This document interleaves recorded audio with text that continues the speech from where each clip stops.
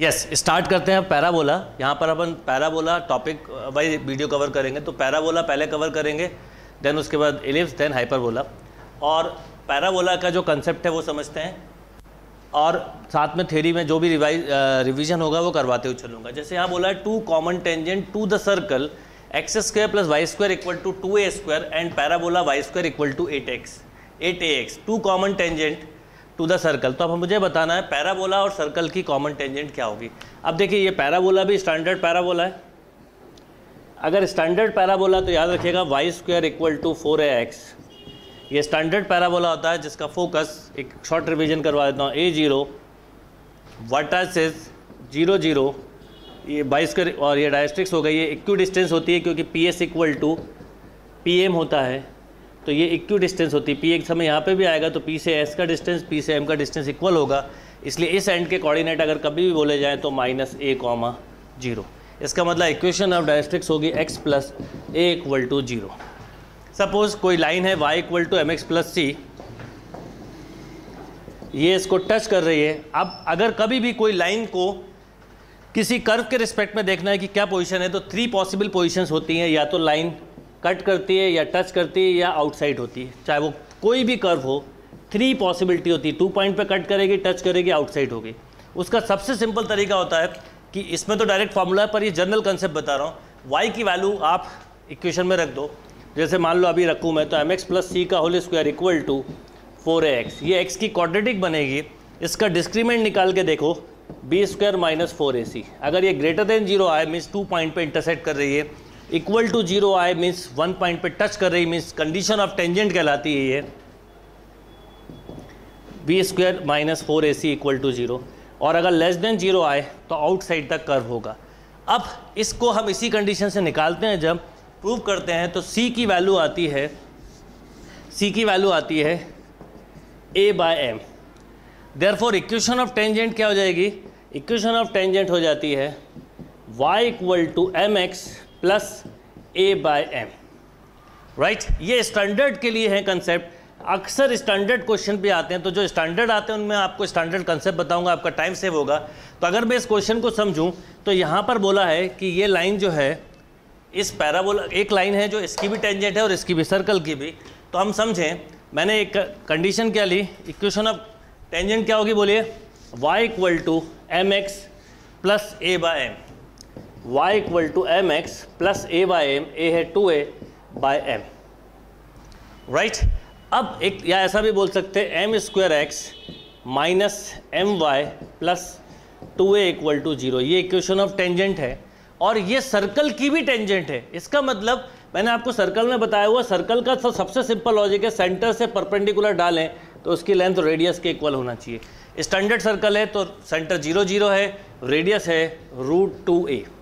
तो इसका मतलब अगर मैं इस पर परपेंडिकुलर डालूं तो √2a इक्वल टू, मॉड लेते हैं हम, 0 0 लगाएं तो ये हो गया 2a अपॉन √1 प्लस नहीं m की power 4 plus m square, right. क्या आ गया, √2a equal to 2a upon m की पावर, रूट ऑफ m की पावर 4 प्लस m स्क्वायर। मैं इसको चाहूँ तो ऐसा लिख सकता हूँ, ओपन करूँ तो √2a equal two plus minus 2a, m square बाहर निकालो तो m √1 plus m square, right.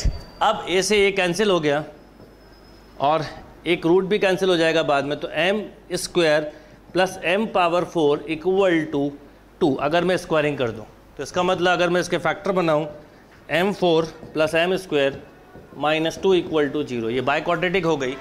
m4 plus 2m square minus m square minus 2 equal to 0, m square common तो m प्लस 2 माइनस 1 कॉमन तो m square plus 2। इसका मतलब m square की value 1 और m square की वैल्यू -2, ये हो नहीं सकता, तो m equal two plus minus 1, right. m equal two plus minus 1, तो इक्वेशन ऑफ कॉमन टेंजेंट क्या होगा, यहाँ पे देखिए y equal two plus minus बाहर लिख दीजिए x प्लस 2a। क्या आ गया answer, y equal two plus minus x plus 2a, right. Note down. Yes, next question देखते हैं। देखिए 2003 का क्वेश्चन है, स्टैंडर्ड क्वेश्चन है, प्रूफ भी बता दूंगा आपको। The normal at the point BT1 square comma 2BT2 on the parabola meet the parabola again at the point BT2 square comma 2BT2 then relation बताना। देखिए ये पैरामीट्रिक कोऑर्डिनेट हैं, अगर कभी भी याद रखिए Y square equal to 4ax हो तो इसके पैरामीट्रिक कोऑर्डिनेट होते हैं 80 स्क्वायर कॉमा 280, राइट। इसको देख के हम समझ सकते हैं कि इसके पैरामीट्रिक कोऑर्डिनेट अगर ये टी स्क्वायर आ रहा है यहाँ पर, तो इसका मतलब ये हुआ कि ये पैराबोला हम अभी थोड़ी देर के लिए ले लें y square equal to 4bx, right. अगर आप इसको सेटिस्फाई करवाएंगे तो ये कर जाएंगे। अब इसका अगर मैं आपसे बोलूँ कि नॉर्मल इसका स्लोप निकालें, ठीक है, अगर मैं इसका आपसे स्लोप निकालने को बोलूँ, ये पैराबोला है जिसके पैरामीट्रिक कोऑर्डिनेट मुझे गिवन है BT1 square comma 2BT2, the normal at the point on the parabola meet the parabola again. ये सपोज ये टेंजेंट है और ये नॉर्मल हो गई, ये किसी और पॉइंट पे भी मीट कर रही है जिसके कोऑर्डिनेट है, अभी रफ डायग्राम है BT2 स्क्वायर कॉमा 2BT2, तो हमें टी का रिलेशन बताना है, राइट। क्या करेंगे समझिएगा ध्यान से, बहुत अच्छा क्वेश्चन है। सबसे पहले अगर मैं आपसे बोलूं कि इसका नॉर्मल बताइए तो 2y dy/dx equal to 4b या dy/dx equal to 4b upon 2y, b की वैल्यू डाल दूं, b की वैल्यू कितनी है 2b t1 होगा ये t1, तो ये 2 से एक 2 कैंसिल, एक b से एक b कैंसिल, तो dy/dx एक तरह से मेरे पास मिला 2/t। ये स्लोप ऑफ टेंजेंट है, याद रखिएगा dy/dx स्लोप ऑफ टेंजेंट बताता है। तो स्लोप ऑफ नॉर्मल क्या हो गया -t upon 2, 2 lines mutually perpendicular हो तो कंडीशन होती है m1 m2 इक्वल टू -1। अब क्योंकि ये नॉर्मल अगेन मीट कर रहे हैं इस पॉइंट से, तो हम इसका स्लोप निकालें और इससे कंपेयर कर दें तो अपने आप ही हमें रिजल्ट मिल जाएगा। t1 था, तो मैं अगर आपसे बोलूँ इसका स्लोप बताइए क्या होगा, तो आप बोलते 2BT2 minus 2BT1 bye BT1 square minus, इससे ले लो T2, BT2 square minus BT1 square. इसका मतलब एक तरह से मुझे ऐसा मिला, B कॉमन निकल के कैंसिल, 2b अलग लिख दें तो T2 minus T1 upon T2 minus T1 into T2 plus T1, right. अब एक कैंसिल, अब m की जगह मैं लिख सकता हूँ minus T1/2 equal to 2 upon T2 plus T1, और इसको क्रॉस मल्टीप्लाई कर दें तो ऐसा भी बोल सकते हैं, ये 2 है, एक मिनट यहाँ पर याद रखिएगा dy/dx किया तो 2y अपॉन में आया और y की वैल्यू थी 2BT1, तो इसमें एक 2 और आना, तो ये 2 कैंसिल हो जाएगा, मतलब 4 पूरा कैंसिल, तो ये 1 अपॉन आया, मतलब इसका स्लोप आया केवल माइनस ऑफ T1। तो देखिए क्या आ गया आपके पास, minus of T1 equal to 2 upon T2 plus T1, right. या ऐसा भी बोल सकते हैं T2 plus T1 equal to -2 upon T1, -2 upon, नहीं माइनस नहीं, ये क्रॉस मल्टीप्लाई किया तो ये आ गया और ये माइनस उधर गया तो प्लस हो गया, मतलब ऐसा सोचिए कि माइनस आ गया यहाँ पर, तो ठीक है। अब क्या होगा, अब आपको जैसे T2 के टर्म में आंसर लिखना है तो आप लिख सकते हैं T2 equal to -T1 minus 2/T1, तो ये देखिए ए रिलेशन आ गया, A is a right answer. Note करिए, यहाँ पे ध्यान रखिएगा वो एक 2 और था तो वो 2 कैंसिल हो जाएगा, तो केवल स्लोप ऑफ नॉर्मल आएगा -T1, और इन 2 पॉइंट से स्लोप निकाला और दोनों को कंपेयर कर दिया तो मुझे रिलेशन मिल गया। Note down. Yes, next question देखते हैं। देखिए 2004 का क्वेश्चन है, क्या क्वेश्चन है, if a not equal to 0 and the line 2bx plus 3cy plus 4d equal to 0 passes through the point of intersection of the parabola y square equal to 4ax and x square equal to 4ay। वैसे ध्यान रखिएगा standard parabola है, इनके अगर आप point of intersection याद कर ले तो अच्छा रहेगा। ये 2 पॉइंट पे मीट करते हैं, एक ओरिजिन पे, एरिया अंडर कर्व पे भी काम आते हैं कंसेप्ट, और एक 4a, 4a पर, ये याद कर लेंगे तो अच्छा रहेगा आपके लिए। तो बोला if a not equal to 0 and line passes through the point of intersection of the parabola, मतलब एक लाइन हो सकता है ऐसी पास हो रही जो इनके पॉइंट ऑफ इंटरसेक्शन से जा रही है, तो हमें एक कंडीशन बतानी है। सिंपल है, हम समझे पहले कि पॉइंट ऑफ इंटरसेक्शन है 0 0 एंड 4a, 4a। अगर ये निकालना हो तो तरीका ये है कि y की value in term of x यहाँ पुट कर दे तो आपको पॉइंट ऑफ इंटरसेक्शन मिल जाएंगे। अब देखिए इक्वेशन क्या है, 2bx plus 3cy plus 4d equal to 0। Passing through origin 0 0 रखा तो d की एक वैल्यू 0 आ गई। Passing through also 4a, 4a, तो 4a, 4a भी रख दीजिए, तो ये हो जाएगा 8ab प्लस ये c है तो 12acy और d की वैल्यू ऑलरेडी 0 है, राइट। अब यहाँ से चाहो तो आप 4 हटा सकते हो, 4 का डिवाइड कर दो तो 2ab plus 3ac equal to 0। 2ab plus 3ac equal to 0, इसमें भी चाहें तो a हटा दें, मतलब a कॉमन निकल सकता है, तो 2b plus 3c equal to 0, ये इक्वेशन 2 हो गई। अब देखिए आंसर स्क्वायर में दिया तो इसको स्क्वायर और इसको स्क्वायर करके ऐड कर दीजिए, तो क्या आ गया answer, d square plus 2b plus 3c का होल स्क्वायर इक्वल टू 0। क्या आ गया answer, d square plus 2b plus 3c का whole square equal to 0। Note down. Yes, next question देखते हैं। देखिए 2005 का क्वेश्चन है। क्या क्वेश्चन है, let p be the point 1, 0 and q a point on locus y square equal to 8x, then locus of the mid point of pq। बिल्कुल simple सा question है, समझिए। सपोज ये एक पैराबोला है, स्टैंडर्ड पैराबोला ही दिया हुआ है, p कहीं पे भी हो सकता है, 1 0 बोला हुआ है तो 1 0 ऑब्वियसली एक्स एक्सिस पे होगा, आप राइट भी ले सकते हैं, ये 1 0 हो गया। q जो पॉइंट है वो कहीं ऑन द पैराबोला है, सपोज जिसका लोकस निकालना है, अभी निकालेंगे। Locus of the mid point of pq निकालना है, अभी q को हमने ले लिया h के।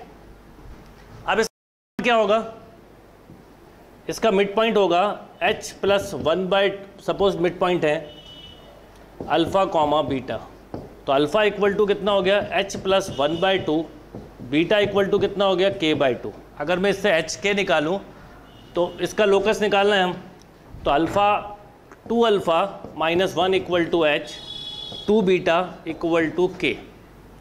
h के कहाँ पर है, ऑन द कर्व, तो रख दीजिए कर्व में, तो y square equal to 8x या y square equal to 8x मतलब 4 beta square equal to 8 into 2 alpha minus 1, right. ये 4 से कैंसिल, तो बीटा स्क्वायर इक्वल टू 2, तो 4 अल्फ़ा माइनस ऑफ 2। अब alpha beta, locus of alpha beta है,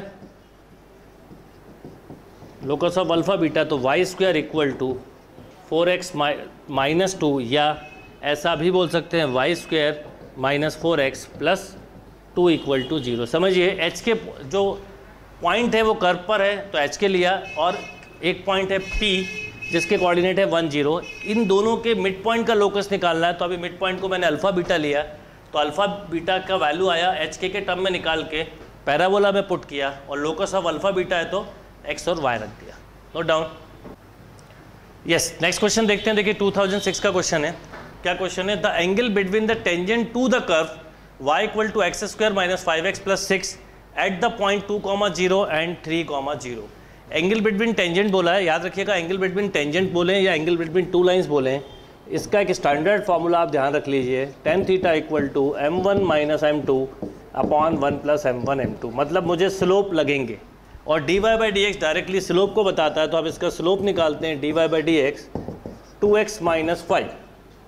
अब slope हम निकाल लेते हैं 2, 0 पे, और इसको हम m1 नाम दे दें, तो 2 रखा तो 4 माइनस 5, ये आया -1। ऐसी स्लोप निकाला मैंने 3, 0 पे, इसको नाम देते हैं m2, तो 6 माइनस 5 प्लस 1। एक बात याद रखिएगा, if m1 equal to m2 then lines are parallel, बिल्कुल डायरेक्टली बोलते हैं m1 m2 equal to -1 then lines are mutually perpendicular. तो यहाँ पर हम देखें तो लाइन्स म्यूचुअली परपेंडिकुलर है, इस क्योंकि ये 1 है और ये -1 और 1 है, तो इसका मतलब आंसर हुआ एंगल बिटवीन लाइन्स, कर पूछा है तो टेंजेंट का, तो 90 डिग्री या π/2। Note down. Yes, next question देखते हैं। देखिए 2007 का क्वेश्चन है। क्या क्वेश्चन है, the equation of a tangent to the parabola y square equal to 8x is y equal to x plus 2, the point on the line from which the other tangent to parabola is perpendicular to given tangent.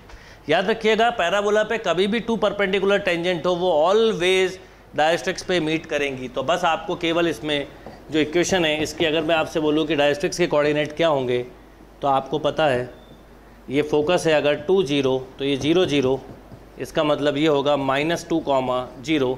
Directly answer बोलिए -2, D। Perpendicular tangent is always meet on directrix, right? Note down. Yes, next question देखते हैं। देखिए 2008 का question है, बहुत ही simple definition based questions है, और इन क्वेश्चंस को देख के आप समझ रहे होगे अगर आप बेसिक कोनिक्स कर लेंगे तो आपसे क्वेश्चन इजीली बनेंगे। A parabola has the origin as focus and the line x = 2 as the directrix, then the vertex of the parabola. अब देखिए फोकस कहाँ पर दिया है, फोकस ओरिजिन पे दिया है, डायरेक्ट्रिक्स x = 2 है, मतलब इस तरह का पैराबोला हो सकता है, राइट? Like this. ये हो गया a parabola has the origin as focus, तो ये ओरिजिन जो है इसका फोकस हो गया। अब ये हो गया डायरेक्ट्रिक्स x = 2, तो ऑब्वियसली इसका मिड पॉइंट है, तो मिड पॉइंट है तो 0, 1, तो आंसर हो गया, सॉरी ये 2, 0 है, तो ये हो गया 1, 0। Note down. Yes, next question देखते हैं। देखिए 2010 का है, सिमिलरली अभी एक क्वेश्चन किया हुआ था। If 2 tangent drawn from a point P to the parabola y² = 4x are at right angle, right? 2 tangent अगर आपसे बोला है कि राइट एंगल पे हैं, तो इसका मतलब डायरेक्ट्रिक्स ही जो है वही लोकस होगा, लोकस ऑफ P। तो इसका मतलब इसकी डायरेक्ट्रिक्स क्या होगी, ये देखिए ये 1 0 है, ये 0 0 है, ये -1, 0 होगा, मतलब x = -1। तो correct answer is D, Delhi. याद रखिए पैराबोला की परपेंडिकुलर डायरेक्ट्रिक्स का लोकस हमेशा डायरेक्ट्रिक्स, परपेंडिकुलर टेंजेंट का लोकस हमेशा डायरेक्ट्रिक्स आएगा, तो आंसर हुआ x = -1। यस, नेक्स्ट क्वेश्चन करते हैं। देखिए 2014 का क्वेश्चन है, क्या क्वेश्चन है? The slope of the line touching both the parabola y² = 4x and x² = -32y। ये 2 डिफरेंट पैराबोलाज हैं, इन पर आपको, जैसे ये पैराबोला है, इन दोनों को the slope of the line touching the parabola, मतलब उस लाइन का स्लोप बताना है हमको कि क्या होगा जो इस पैराबोला को भी टच कर रहा है और x² = -32y को भी टच कर रहा है। तो इस लाइन का मुझे स्लोप बताना है। अब इस लाइन का स्लोप बताना है तो इसका मतलब ये हुआ कि अभी हम पैरामेट्रिक कोऑर्डिनेट ले लें तो a की वैल्यू 1 है, तो t², 2t 280 होता है, तो t² 2t। अगर मैं आपसे बोलूँ y² = 4x है, तो इसका स्लोप होगा 2y dy/dx = 4, मीन्स dy/dx एक तरह से 4/2y। अगर मैं y की वैल्यू रख दूँ 2t, तो 1/t स्लोप आ गया, राइट? और इक्वेशन ऑफ टेंजेंट भी डायरेक्टली याद रख सकते हैं आप चाहो तो, y - 2t = 1/t × x - t²। तो एक तरह से हमें जो इक्वेशन मिलती है वो मिलती है ty -2t² = x - t², right? तो आप ऐसा भी बोल सकते हैं, ये स्टैंडर्ड याद ही कर लें पैरामेट्रिक फॉर्म की, ty = x + t², ty = x + t²। अगर मैं आपसे यहाँ पे पूछूं कि y की वैल्यू क्या है, तो आप बोलते हैं x + t²/t। ये इसकी भी कॉमन टेंजेंट है, तो ऑब्वियसली इसको भी, इसको भी सेटिस्फाई करेगी ये कोऑर्डिनेट। तो अगर मैं y in term of t parameter रखूँ तो x² + 32, y की जगह रखा x + t²/t = 0। कितना हो गया? ये हो गया x² t + 32x + 32t² = 0। अब देखिए ये x की क्वाड्रेटिक है, पर ये हमें पता है कि टेंजेंट है, तो सिंगल पॉइंट पे मीट करेगी, मतलब इसका जो डिस्क्रीमेंट होगा, इसके रूट्स इक्वल होंगे, या b² - 4ac को हम बोल सकते हैं 0 के, तो b² मतलब 32 का स्क्वायर -4 × t² × 32t² = 0, राइट? एक 32 ख़त्म, तो एक 32 को ट्रांसफ़र कर दो, तो 32 = 4 टाइम्स ऑफ t⁴, या t⁴ = 8, t⁴ = 8 मीन्स यस क्या हो जाएगा? अच्छा एक चीज़ देखिएगा, छोटा था कहीं पे भी देखो, ये t था, मैंने गलती से t² लिख दिया था, इसको t लिखिए पहले। इसके t लिखने से ये होगा कि यहाँ पर केवल t आएगा, तो ये t³ = 8, वही देख रहा था, तो t = हो गया 2, सिंगल वैल्यू आएगी तो t की वैल्यू आ गई 2, और t की वैल्यू 2 आ गई, तो स्लोप ऑफ टेंजेंट क्या हो गया? 1/2। तो योर आंसर इज 1/2। ध्यान दीजिएगा यहाँ पर एक जगह ये बाय टी था और एलसीएम लेंगे तो x² plus 32x plus 32t², तो यहाँ पर t³ आएगा, तो t³ इक्वल टू 8, तो t इक्वल टू 2, तो आंसर हो गया 1/2। Note down. Yes, next question देखते हैं। देखिए 2015 का क्वेश्चन है। क्या क्वेश्चन है? क्वेश्चन है late O be the vertex and Q be the any point on the parabola x² equal to 8y if the point P divide the line segment OQ internally in the ratio 1:3, then the locus of P, याद रखिएगा locus of आपसे P पूछा है। आप समझिए question को, ये parabola है,